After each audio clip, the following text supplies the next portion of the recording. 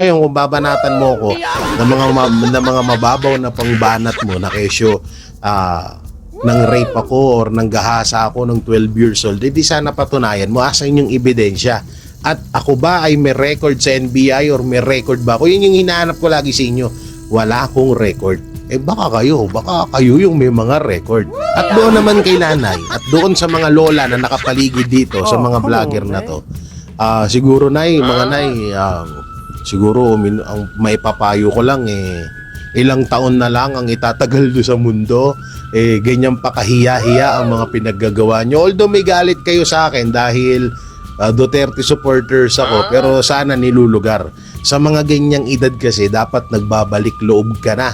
No, nagbabalik loob ka na kay ama para kahit papano naman na hindi ka magaya diyan sa vlogger na kahit sa impyerno ayaw tanggapin. Pero dito talaga ako tawang-tawa.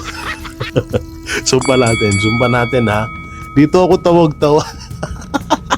Ang pangit ko daw. Sana all. Yeah, siya pa yung nagsabing pangit ako. Tignan mo kayo. Sana Tignan mo all. kayo tsura mo, te. Para kang isang taon na walang tulog. Tapos ikaw po may ganang magsabi sa akin na pangit kami ni Pastor. Oo, dinamay niya pati si Pastor Apollo Kibuloy, dinamay nila. Shoutout dyan sa mga kay OJC member. Kayo po ba ay papayag na